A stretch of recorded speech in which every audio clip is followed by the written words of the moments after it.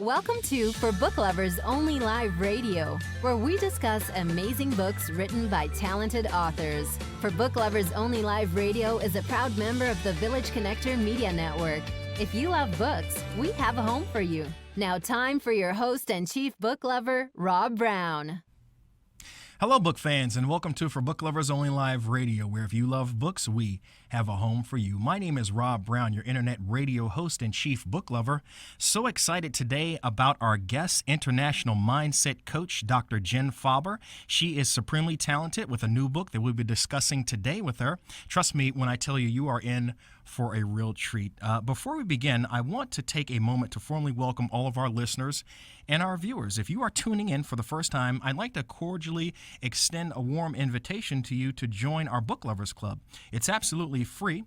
We keep our club members posted about new authors and new books coming out, book fairs in your area. We'll be offering special book buying deals and opportunities not available to the general public. And we'll also be having free contest giveaways as well. Coffee mugs, tote bags, baseball caps, pens. You have every reason to join. And we love welcoming new people into our Book Lovers Club family. And you can join in one of two ways. You can either go to www.forbookloversonly.com. That's www.forbookloversonly.com and enter your name, your email address, click here to join, and then you're automatically a member. Or you can text the word book to 301-321-8887. Then you'll receive a message on your phone with a link. Click on the link.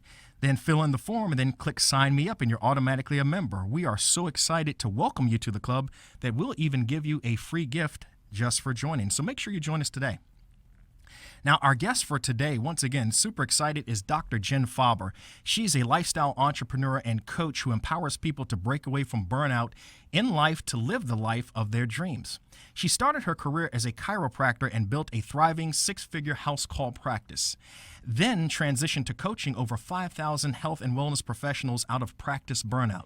Now, realizing that something in her own life was missing, Dr. Jen sold her practice and everything she owned to live out of a suitcase and rediscover her purpose. After pivotal lessons in life, loss, and impermanence, she is expanding her mission by teaching unconventional ways to think, dream, and live by breaking past fear and doubt so people take advantage of the time right in front of them rather than put their lives on hold. Her new book, The 90-Day Life, How to Live More in 3 Months Than You Have in 3 Years, is about helping you stop putting your life on hold and start taking action right now. Dr. Jen, thank you so much for being on For Book Lovers Only Live Radio. We welcome you. I'm doing amazing, Rob. Thank you so much for having me. I've been following you for quite some time on social media, and I have just been very giddy about your book. I think it's going to be an amazing book. It's going to change a lot of lives. What inspired the 90-Day Life? Well, the first thing I'll say is that let me break it down. One of the biggest statistics that I think is really shocking today is that 1 out of 2 people right now are burned out in their life and feeling unfulfilled in some way. It could be their work, relationships, their health, some facet of their life. And that's growing despite all the opportunities that we have in front of us.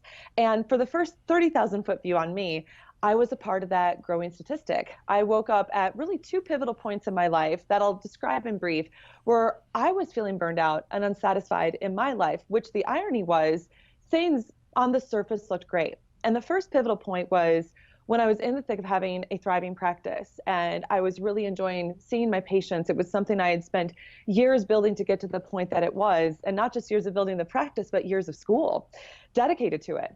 And yet I found myself wanting to make a bigger impact. I found myself being reached out by colleagues and peers who were feeling burned out in their way of practice and feeling burned out in taking care of their patients and just feeling at a loss, like I did when I first started my career and had my own decisions and transitions to build my own practice.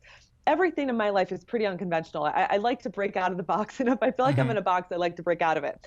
So when I realized that, I realized I want to make a bigger impact, and the way to do that is going to be to help my peers and help people in my industry break it out from the burnout of the high volume and the stress of practice and teach them unconventional ways to build a practice like I did.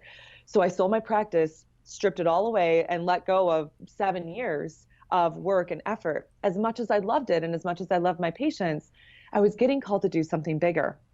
So not only that, I wasn't feeling very fulfilled living in Washington, D.C. It's a great city. I just didn't feel like I fit there. So I walked away from a city that I knew and a practice that I knew, moved down south to Miami. 2 years into that, and building my own online business now where I'm coaching and helping people in my industry and helping people overcome burnout in their own life and practice, I realized I didn't fit there either. I found myself continually on this string of instances in my life where it just didn't feel like things were quite right and quite lining up, even though I was making all these decisions to make changes in my life. So I realized, well, if I can't find a home, why don't I just sell everything I own and strip it all away again, like I did with my practice? Wow. So I decided to live out of a suitcase for literally the next 18 months. And I'm still partly nomadic. I have a home base now, but I still travel. Those 18 months, I would hop around from location to location, 100% living out of the possessions in my SUV, going from one place to the next. And it was liberating and it was amazing. And it had a lot of freedom. Yet that itch was still there. And I still felt like there was something missing in my life. Now, for people watching or listening to this, you might be thinking, what could possibly be missing, right? Here's this person who's creating this freedom in her life. She has more lifestyle freedom where I could travel and set my own time. And I had my own business that was starting to get momentum. But here's what I realized, Rob. I realized that despite all the changes I've been making, I realized that I was stuck in my own trap in my mind. I was stuck in a lot of fears in my mind, doubts in what I was capable of, inhibitions and insecurities that had been built over years of just my own doubt and own influences in my own life. So despite the freedom that I have in my lifestyle, I didn't feel free in my own mind. And I realized there was a version of me that knew I could do more, be greater, be more adventurous, take more action, stop trying to get it all right or get it all perfect, and stop putting things off, waiting for the right circumstances. So I had this question pop into my head, and I thought, what if I could actually try to do everything I've been putting on hold for the past several years and do it in 90 days? And it just popped into my head one day. And then all of these things started coming to me. I realized I had adventures I've been putting on hold. I wanted to hike more and travel more and summit mountains and do all these crazy outdoor things I was seeing my friends do. I wanted to make a bigger impact as an entrepreneur. I wanted to help more people outside of my industry. I wanted to get into the speaking circuit and write a book and just do more things that I've been so afraid of. I've been wanting to let go of bridges that I burned in my life and resentments that I learned. And I just realized I was piling up a lot of fear and regret. So that's what I did. And I realized, you know what? I'm just going to set up my own 90-day life challenge. And I'm going to see how healthy can I become? How successful can I become? Most importantly, though, how fulfilled can I be? And actually take action on all of these things I've been putting on hold because I was taking time for granted. Wow, that takes a lot of courage. That takes a tremendous amount of courage. Now, why 90 days? Why not 60 days and why not 120 days? Why 90 days? Sure. It's a good question. I'll be honest, it was somewhat arbitrary at first, but I say that on the surface because beneath that there was a deeper meaning. I've used 90-day increments in other facets in my life, setting business goals or financial goals or kind of living by like what's going on in this quarter of the year. And I've seen that used a lot in business applications. I was an entrepreneur several years in by the time I did this challenge. And so I was already accustomed to that time frame and was already accustomed to fast forwarding to day 90, what will I look like? What will my life look like? And then I can work backwards from day one, which is a lot of what I talk about in the third section of the book is how to really break that down and reverse engineer. How can we rebuild your life in that time frame?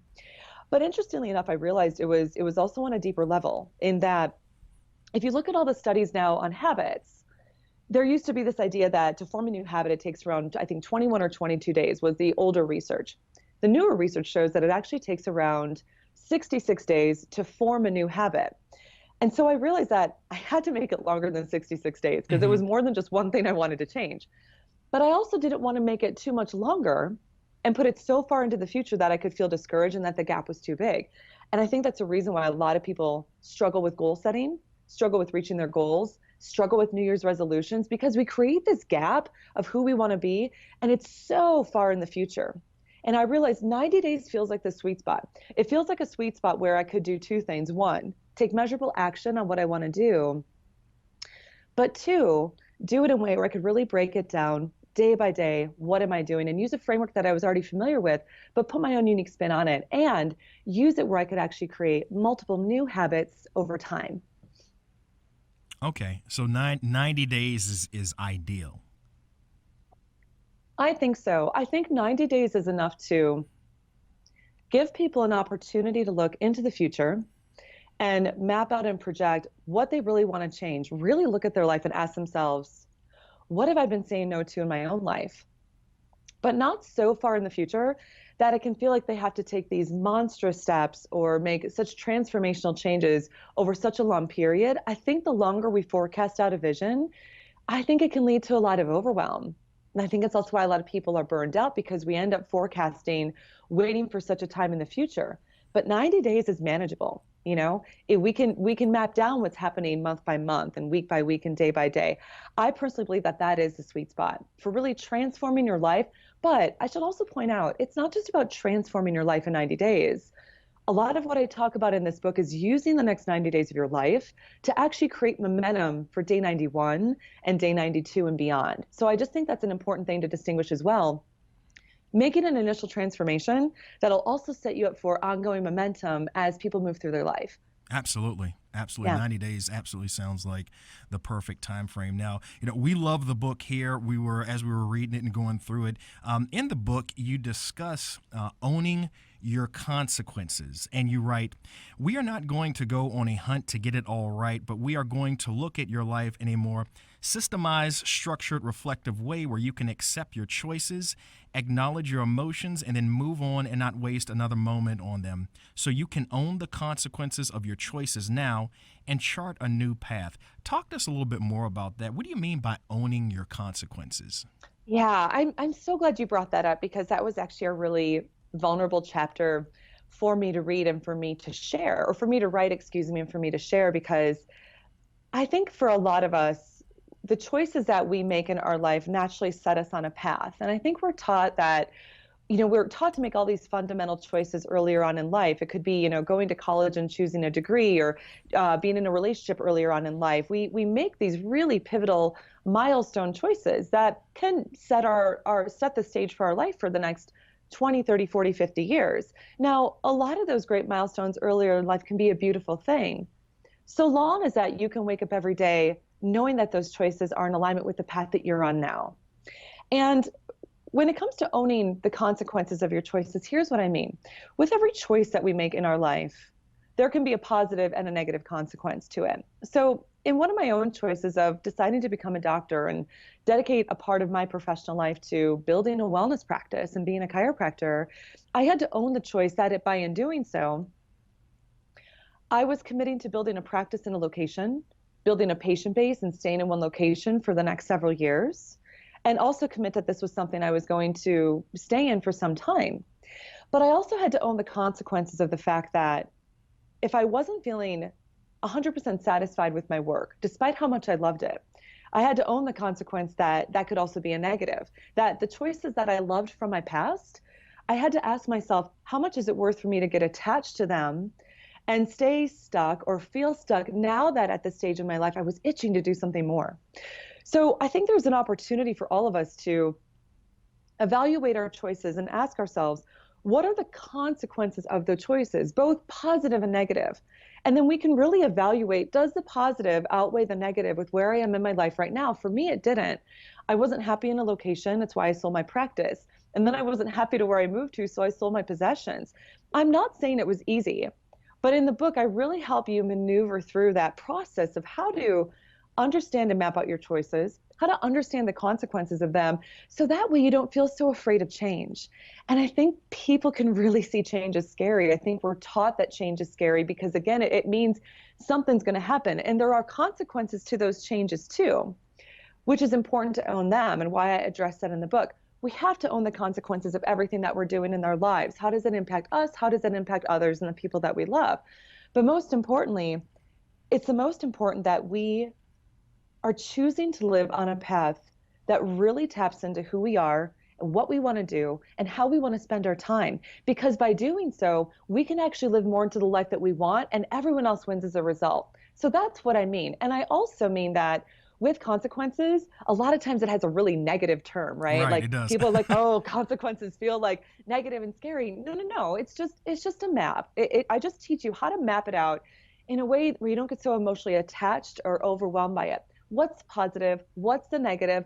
Let's weigh it out. If it's working for you, great. If it's not, let's make a change and get you to move past it. And I think that's a phenomenal point, because I think a lot of times when people do stuff, they don't think about the consequences of what they're doing in many instances. I mean, you have to own your consequences. You have to know, like, look, if I go out on a 3 or 4 mile run, I'm getting in better cardiovascular health, or if I sit on the couch and eat donuts, I'm probably going to gain weight. I don't think people think about the consequence. They just kind of think in the moment. So I think that's a really profound part of the book. Yeah, and if I could make just an added distinction on that too, I think a lot of times for the people that feel burned out in some facet in their life, and now that's 50% of people, you look at any study, right? I mean, 50% of people on the planet are burned out in some way, which is why I'm Wow. so passionate about the message in this book. I believe the reason why that's happening is that we're playing the victim to the lives that we've created. Or we look Mm. to things that have happened circumstantially to us, like a change in our life, a change in our health, losing a job. It can be easy to play victim because this happened to me, right? I can't do anything because this happened to me and it was out of my hands, and all that control's been taken away from me. I'm sensitive to that because we all have had things that have happened to us in our lives and we certainly didn't choose it. But what I like to point out is a distinction of, you can choose to play the victim in your life, but that will just lead to burnout, whether you created it or it happened to you. What I like to point out is helping you transition from playing the victim to what I like to think of as playing the architect. What I an like that. architect does beautifully is, what do? They create, they design, they build, they renovate, they tear it down, they build again, they redesign again. We have an opportunity to do that in every single moment of our lives, no matter whether something is happening to us or if it's something that we've created based on a choice from our past. So for your audience that's listening, I would think about that lens of, where do you feel like maybe you're playing the victim and feel like stuff is happening to you? What could that look like if you started to play the architect and realize, you know what, despite this is what I can do, and this is what I can change, and this is who I could be, despite whatever consequences or circumstances happen to me. So dive into how the 90-day life challenge changed your life. Dive into that a little bit more. Sure. It was a crazy ride because I will first say at the beginning, I mapped out all the things that I wanted to do. And I talk about that in the book. In a bucket list sort of way, how do you map out all the things that you really want to do? But it's not a bucket list in a sense. It's really about, what are those core things that really pull at your heart that you've just been saying no to for whatever reason, a fear, a doubt, or an excuse. And Rob, I looked at this artist sketch pad that was full of all of these markings of all the things that I wanted to do. There were 3 mountains I wanted to summit in the location I was living in. I wanted to apply to become a TED speaker. I wanted to write a book. I wanted to mend some broken bridges. I wanted to run a 5K and lose a bunch of weight. And I looked at that list and I thought, girl, you're crazy. Are you really want to step up to this? But here's what's funny.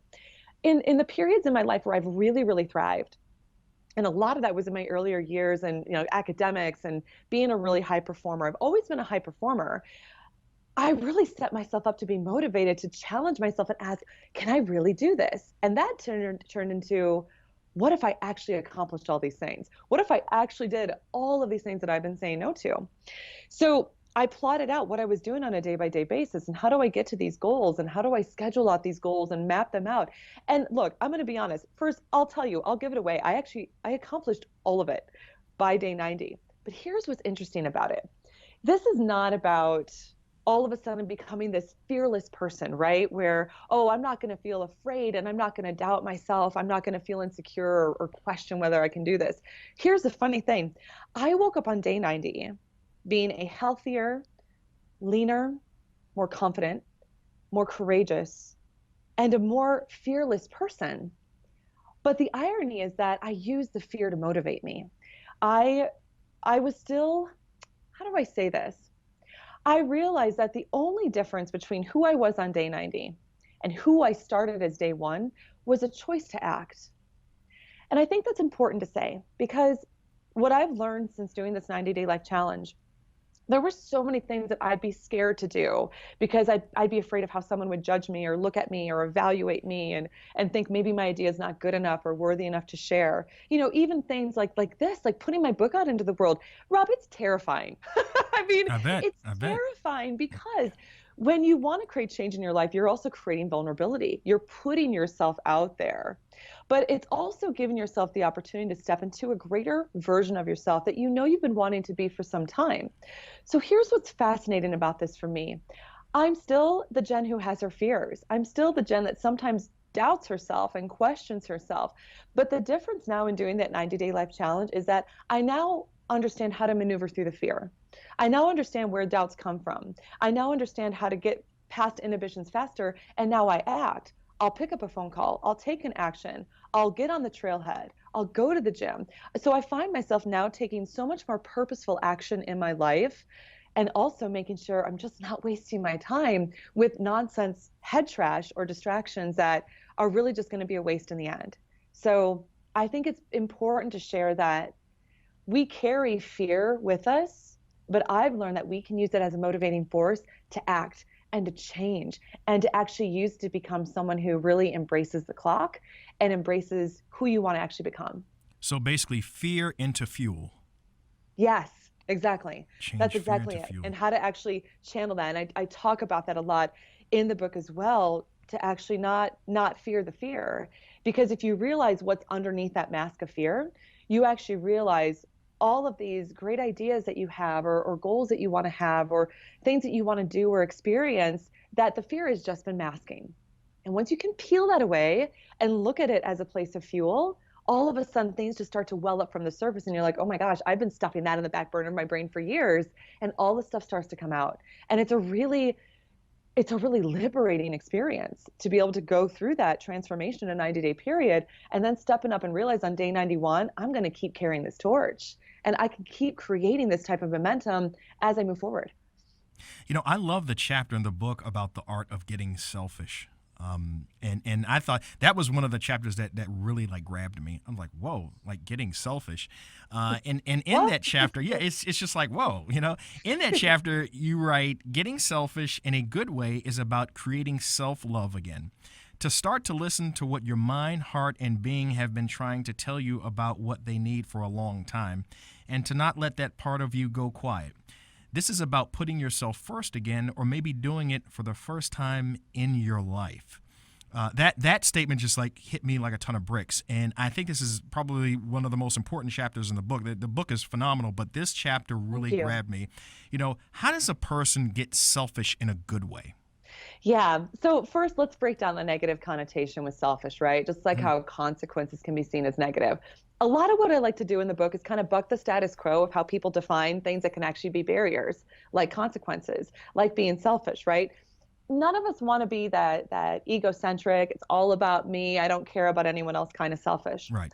It's right. It's completely flipping the switch. And I think what's happening to a lot of people today is that two things are happening. One is that we have access to more things, more apps, more devices, more things to help us be, more productive and more successful, right? But the challenge is that we're also being more obligated by more tasks, to-dos, emails, posts, catch-ups, deadlines, responsibilities, things to take care of, people to take care of. Now that's all real, right? So I'm not going to say, oh, you're just going to ignore all of that stuff. No, it's not about that at all. But it's actually about, are you tending to what you actually need along the way? Are you taking time every day to spend time on something that just gives you 100% unadulterated joy? Are you creating a time and space to just be quiet and give yourself time to be and focus on doing something that you love, thinking of yourself in a positive way, focusing on a hobby that maybe you haven't created the time to do? And I know a lot of people out there listening might be like, but you don't understand. I've got so many things I have to do. I have so many commitments and so many tasks and responsibilities. And believe me, I hear you. I was completely there.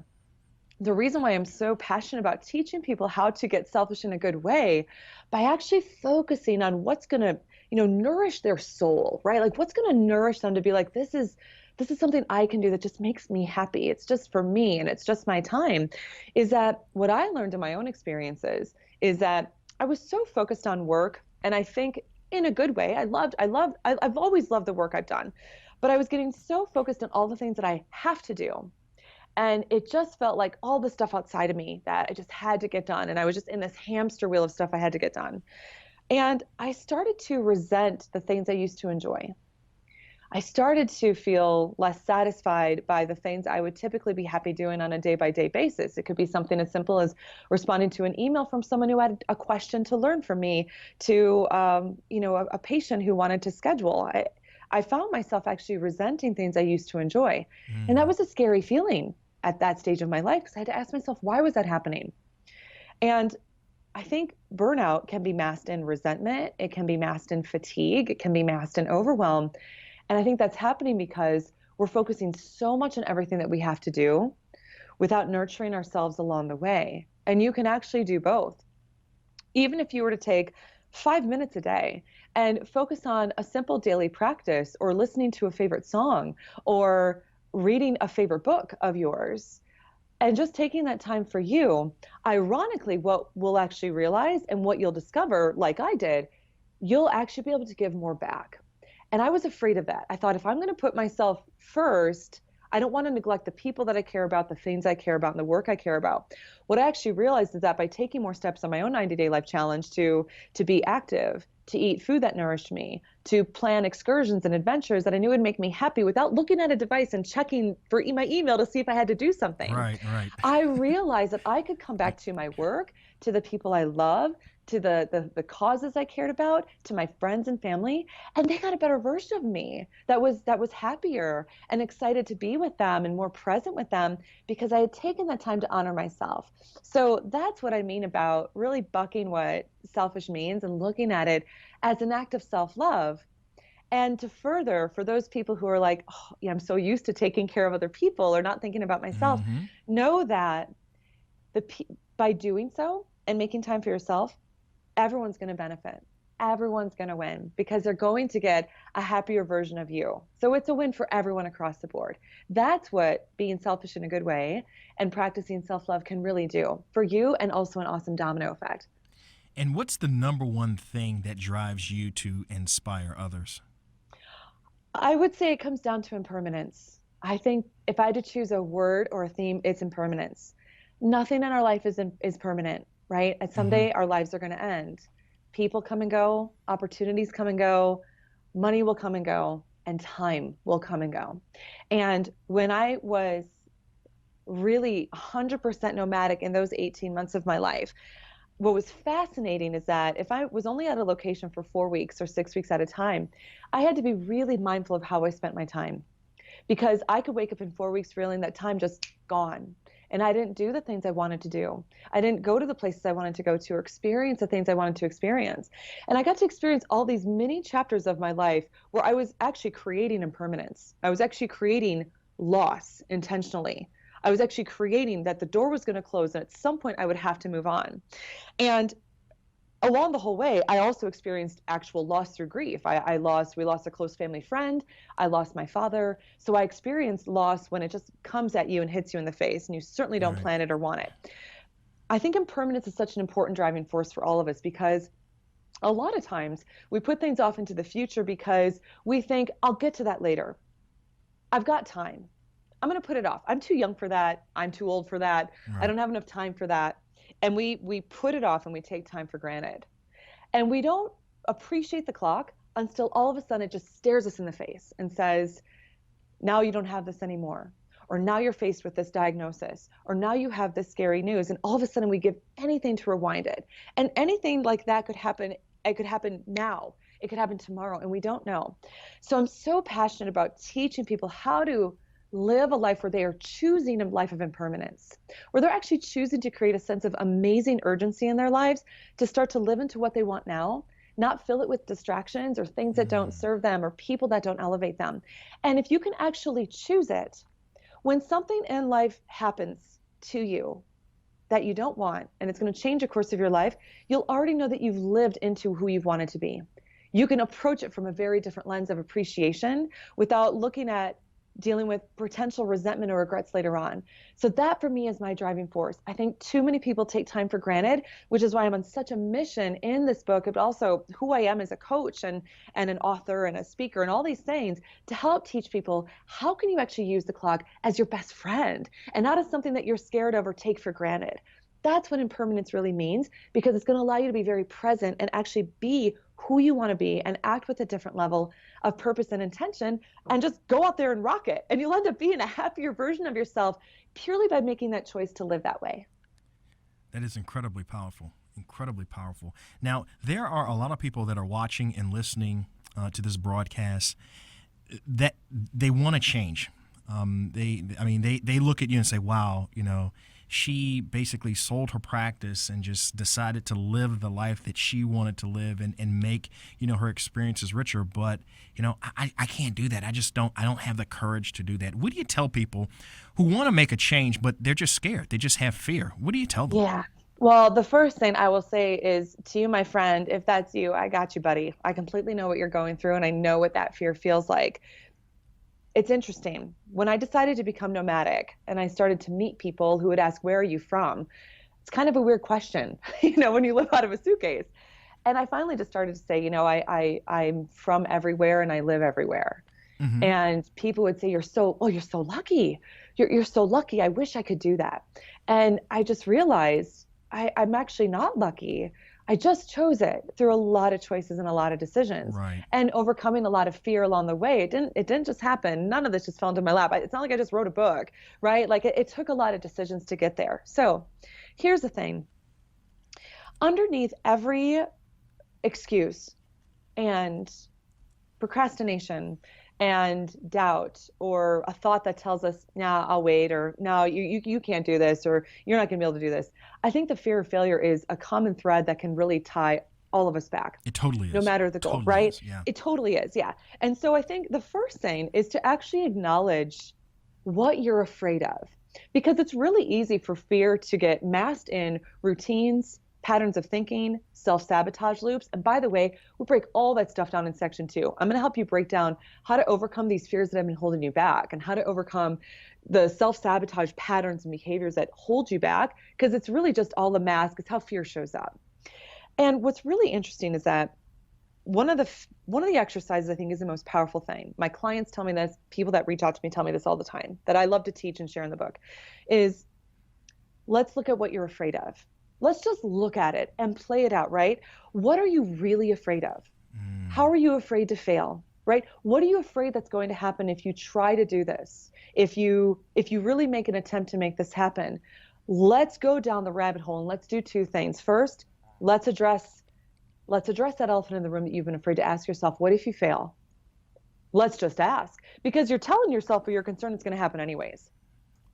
Let's ask that question. Let's actually call the fear out and say, okay, buddy, let's step up to the table, right? Mm-hmm. Play it out. And what is fascinating is that what I found in myself, what I found in the people that I coach and people that go through this journey are like, oh, okay, if I fail, well, I'm not just going to sit there and accept the failure. I'm going to have to do something. I'm going to have to change something. Like I'd have to figure it out. And it could be changing a job, starting a new business, starting a relationship, right? What if you fail? Give yourself the chance to tap into your own power and ask yourself, okay, what if? What's my game plan? What would I do? How would I break it down? How would I overcome that failure? That starts to take the power of the fear away a little bit. I also recognize the fact that it's still projecting that the failure could happen, which is why I like to do a second step that I think is really important. And I'll outline this a lot more in detail in the book. This will give you something to sink your teeth into. The second is, okay, because you're so afraid of doing this one thing or making this one change, let's look at your life in 5 years. Still living into this fear the same way that you are, with the same doubts, with the same action or lack of action, with the same things that you're doing on a day-to-day basis, with the same way that fear is just holding you in. Let's look at that. Let's paint it out. What does your life look like? And that, Rob, terrifies people. It terrified me. It scared me because I realized I'm giving this fear so much power.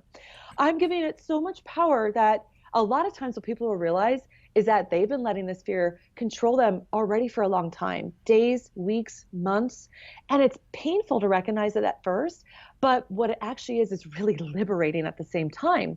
Because what you'll realize is that you're actually going to fear not trying more than that fear of failure. Right. You don't even know if it's going to happen. So for your audience that's listening, and if they know that they want to make a change, and I could probably talk to every single person on the planet that is something they want to change or something they want to do that they've been putting on hold, and I would give yourself the opportunity to play out the fear, ask yourself, what would I do worst case scenario? But then most importantly, ask yourself, what does your life look like down the road if you keep letting this fear take hold of you? And I will promise you, I can almost literally guarantee the fact that if you do that, you'll wake up and look at yourself in the mirror and say, I'm not going to not try anymore. I'm not going to say no anymore. I'm just going to go for it because I don't want to keep living like this.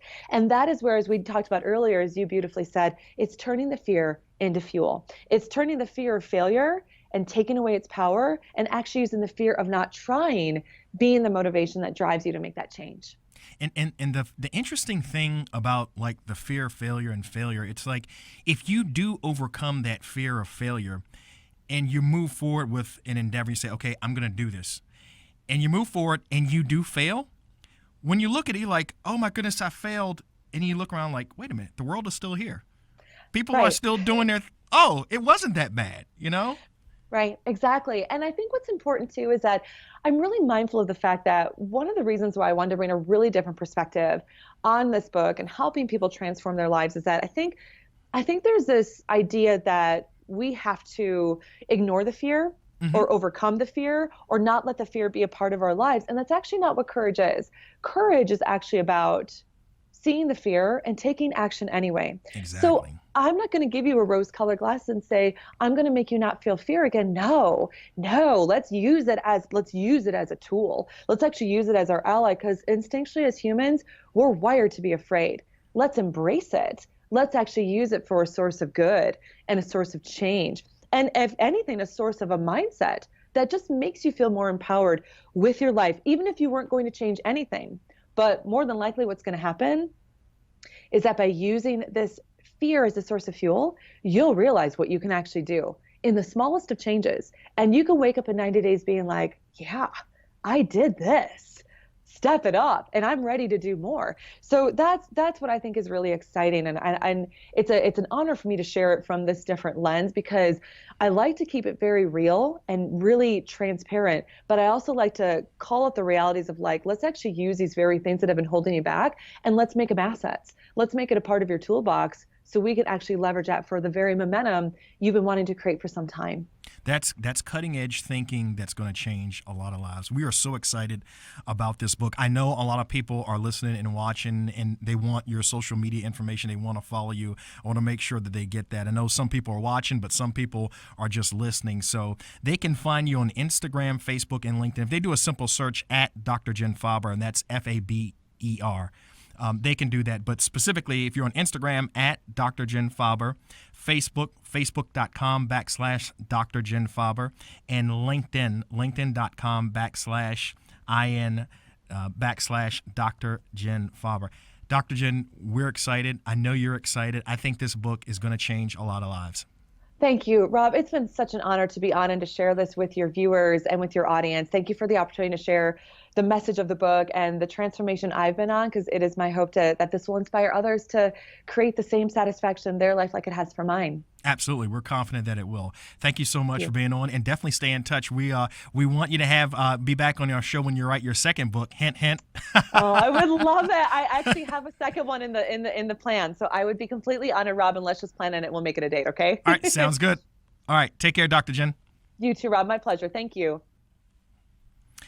We want to thank Dr. Jen Faber. This book is definitely going to change lives. We are super excited about her book, The 90-Day Life. I thought that the things that she's sharing in this book, are just so pivotal in having people, redirect and, as she said, be an architect and redesign their lives. We're super excited. Be sure to purchase a copy of her book today, The 90-Day Life, How to Live More in 3 Months Than You Have in 3 Years. It's available for purchase at forbookloversonly.com. So pick up a copy of that today. And also, we want to invite you to follow us on social media. We're at Facebook for Book Lovers Only, Twitter at FBL Only, and Instagram at For Book Lovers Only 15. We are out of time, but we want to thank you for stopping by. My name is Rob Brown, your internet radio host and chief book lover, and this is For Book Lovers Only Live Radio. Wherever you love books, we have a home for you. Take care. I'll see you next time.